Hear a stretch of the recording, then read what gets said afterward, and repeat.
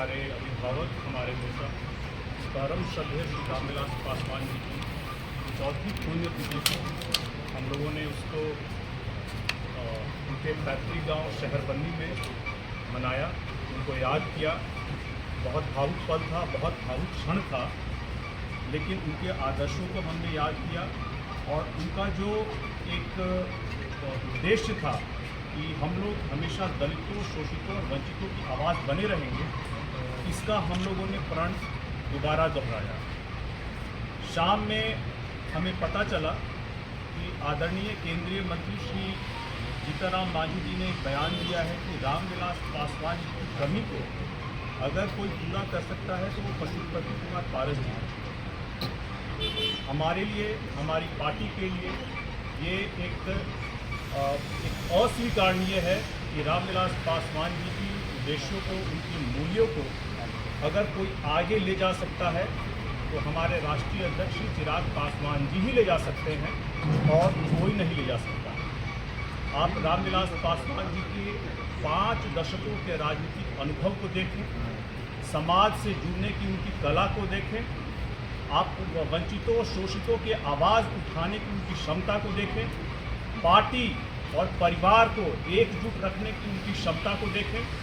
Party के विस्तार को लेकर के, जैसे बिहार के बाहर झारखंड, उत्तर प्रदेश और अन्य जगहों पे उन्होंने जिस तरह से पार्टी का विस्तार किया है उसको देखें। आप उसके बाद देखें कि 5 प्रधानमंत्रियों के साथ उनका प्रशासनिक अनुभव है। ऐसे में माननीय केंद्रीय मंत्री श्री जीतनराम मांझी जी का ये कहना कि उनकी कमी सिर्फ पशुपति कुमार पारस जी ले जा सकते हैं, ये हमारे लिए स्वीकार्य नहीं है और उनमें ऐसा कोई गुण नहीं है जो इस बात को हम लोग तवज्जो दें। हमारा मानना है, हमारी पार्टी के वर्कर्स का मानना है, हमारे पदाधिकारियों का मानना है कि रामविलास पासवान जी को की जो राजनीतिक विरासत है, जो उनकी कमी है, जो देश में एक दलित नेता की जो कमी है, उसको पूरा करने में अगर कोई सक्षम है तो वो सिर्फ हमारे राष्ट्रीय अध्यक्ष और केंद्रीय मंत्री श्री चिराग पासवान जी ही इसके लिए, उनमें वो क्षमता है, उनमें वो प्रतिभा है और धीरे धीरे वो अपने पिता की तरह अनुभव भी ज्ञात करते जा रहे हैं। अभी हाल में हुए लोकसभा चुनावों में जिस तरह से उन्होंने एक दलित नेता के बिहार में एक दलित नेता के रूप में विपक्षी के जो अलग अलग मुद्दे थे उनको धाराशायी करके गठबंधन को एक बड़ी जीत दिलाने का काम किया है, जिस तरह से वो पार्टी का आगे विस्तार कर रहे हैं, आप वहीं पे देख लीजिए कि पशुपति कुमार जी की पार्टी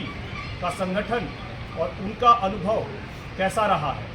इसलिए हम और हमारी पार्टी का ये मानना है कि उनकी विरासत को जो आगे ले जाना है और इसके लिए प्रधानमंत्री जी ने भी जो उनको इस बार मौका दिया है केंद्रीय मंत्रिमंडल में, हम लोगों का मानना है कि उनकी विरासत की, उनकी कमी को और उनकी विरासत को अगर आगे ले जाने के लिए कोई भी एक व्यक्ति है तो वो सिर्फ श्री चिराग पासवान जी हैं और कोई नहीं है। मैं जीतनराम मांझी जी के इस बयान का पूरी तरह से खंडन करता हूं, अपने वर्कर की तरफ से, अपने पदाधिकारियों की तरफ से और अपनी पार्टी की तरफ से। जीतनराम जी क्यों इस तरीके की बात बोलते हैं? ये तो देखिए, राजनीति में मुझसे ज़्यादा अनुभव रखते हैं, मुझसे बड़े हैं, तो मैं ऐसा तो नहीं कहूँगा कि मुझसे मतलब मैं उनकी समकक्ष में आकर जवाब दे सकूँ।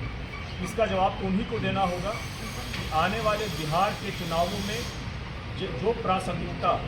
अभी चिराग पासवान जी की होगी, उसको जानने के बावजूद भी अगर वो इस तरह का बयान दे रहे हैं तो उसका जवाब भी वही देंगे कि ऐसे बयान वो क्यों दे रहे हैं। आपने कहा कि आपसे ज़्यादा अनुभव रखते हैं, तो अपने अनुभव के आधार पर ही बोल रहे होंगे, तो आप खुद आप बता रहे हैं। देखिए, उनका अनुभव लंबा रहा है, लेकिन हाल के दिनों में आप पिछले 3 सालों में और अभी चुनावों में जिस तरह की क्षमता, जिस तरह का प्रतिभा और दलित समाज की आवाज़ को बनने को लेकर के पूरे बिहार के लोगों की आवाज़ को सशक्तिकरण से उठाने का काम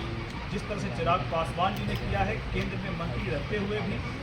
ऐसी कोई भी पहल श्री जीतनराम मांझी जी के द्वारा नहीं की गई। चाहे वो आरक्षण में वर्गीकरण का सवाल हो, चाहे लैटरल एंट्री का सवाल हो या वक्फ बोर्ड पे जो सवाल हो, जैसी जनता चाहती थी उन्हीं आवाज़ को वो ले गए हैं मुखिया तक और है, समझाया है, उस पर न्यायिक फैसला लेने का काम किया है। हाल के दिनों में ऐसा कोई भी केंद्रीय मंत्री बिहार से तो मुझे होता हुआ नहीं दिख रहा है। ऐसे में श्री जीतनराम मांझी जी का जो एक पहले से स्टैंड रहा है वर्गीकरण को लेकर के, हो सकता हो कि ऐसे में चिराग जी के विपक्ष में वो पशुपति कुमार जी की तरफ कोई एक कोण दृष्टिकोण रखना चाहते हों, लेकिन हमारी पार्टी उससे सहमत नहीं है। आरक्षण के मुद्दे पर भी चिराग पासवान और जीतनराम मांझी आमने सामने हो गए। जीतनराम मांझी ने यहाँ तक कह दिया था कि हम बंटवारा करने के लिए तैयार हैं। क्या लगा है तमाम बढ़िया जुड़ी हुई है? तो आए दिन इस तरह से जीतनराम मांझी आप लोगों को टारगेट में क्यों ले? देखिए, पूरा जो अभी दलित समाज है उसको एकीकृत एक होमोजीनियस ग्रुप की तरह रख कर के ही अपनी आवाज़ को उठाना होगा ताकि उनको सही भागीदारी मिल सके। अगर इसी दलितों की आवाज़ में अलग अलग वर्गीकरण और अलग अलग बंटवारा हो जाएगा